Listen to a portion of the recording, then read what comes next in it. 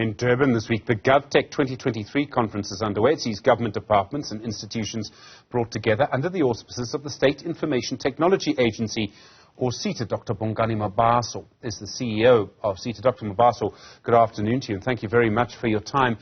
We see so much evidence that government departments are using, I don't know, the wrong systems or old systems, or in the case of Home Affairs, systems that are not reliable. I mean, I could tell you stories of the Post Office, the Post Bank this week. Their systems didn't work properly. Why do so many arms of government have such poor systems? Yeah, thanks, Stephen, for having me on the show, and good afternoon to all your listeners as well. I think, Stephen, you're asking a very important question. And I must admit, when these systems were first launched, they were groundbreaking, right? I mean, they are the systems we use to run government and to provide services to our citizens. Unfortunately, a lot of them are now very old. They're outdated. They're now what we call in tech terms legacy. And legacy comes with its own host of challenges. One, it's difficult to get the right skills to support the technology. Two, upgrading, maintenance, and patching becomes much more challenging. Cybersecurity becomes, much more vulnerable, and the like. So that's part of the reason why we're having so many challenges across government. Is because of the issue of the huge amounts of legacy that we have. I mean, it's amazing. If you go into a post office, you're told you can't get a car license disc after 12 o'clock because the computer has to balance. My phone app for my bank never has to balance. There are many examples like this. You obviously need to invest a huge amount of money. I say a big amount of money. A lot of this technology is cheaper than it used to be. How is this conference going to help to resolving this? Yeah, that's a good question. We live in a partner-led economy now, right? The theme of the conference is platform economy, and part of the ethos of that, that theme is around partnership. So how do we ensure that we can leverage the huge amounts of investment that's actually happened in this country? Whether you're talking about telcos, whether you're talking about big banks, and other parts of the, various sectors, how do we ensure that we can leverage that investment and then use it to make sure that we can improve service delivery to the public? So for me, Stephen, it's not always about, putting huge amounts of capex down. It's actually about saying, your banking app works, as you've said, right? It doesn't refresh after 12 o'clock. So what systems are they using, right? Can we partner together to ensure that we can deliver some service to our citizens? So I think if we can follow a partner-led approach, I think we can not only reduce the amount of capex required to, improve our systems, but we can also cut down the time that's required to actually deliver the right level of service to our citizens. Is there anything you can say that, I hate to be this person, Dr. Mabaso, but is there anything you can say that will give us confidence that this will happen? The only thing I can say, Stephen, it's a good point. Talk is cheap.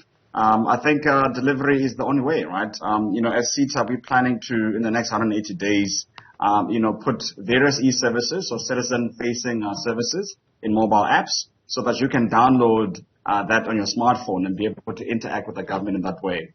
We're looking at various partnerships with various telcos to ensure that we can improve the level of connectivity across the country.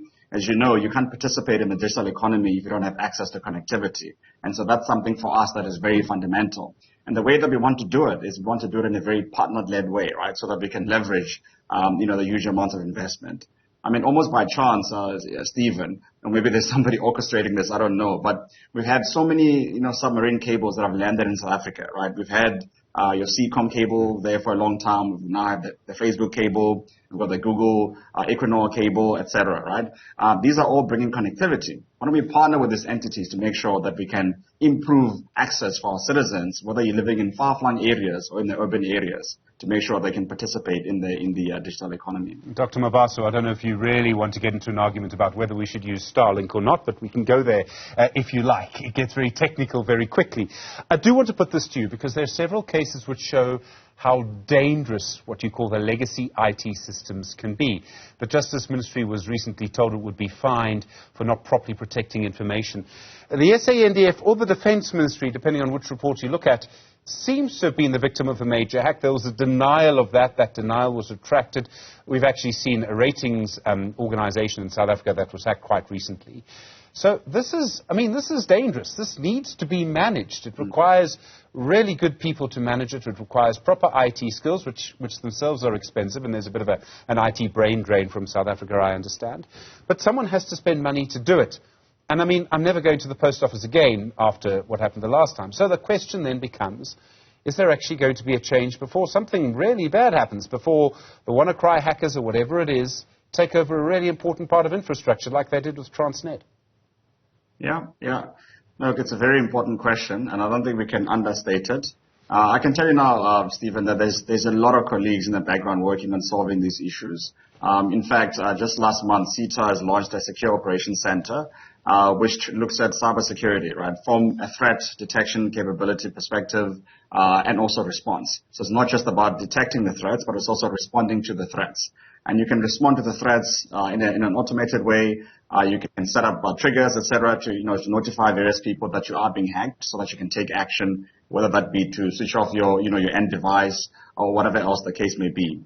We believe by launching a national secure operations center, almost think of it as a national command center that's looking at the issue of cybersecurity, we can be the first line of defense against these attacks.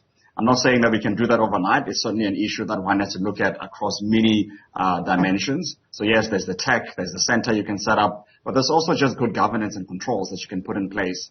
Just teaching people on basic hygiene around cybersecurity. So we're also SITA actually going through a campaign through various government departments, just refreshing everyone on, basic hygiene around cybersecurity. Things that you don't do, like you don't go to a public toilet and start touching the seat, right? It's the same thing with anything in the internet. You have to be careful and have some kind of decorum. So we're looking at it from various angles, and I can tell you that, as SITA and also the government department CIOs, this is something that we take very seriously. Two-factor verification for your WhatsApp would be my advice. Dr.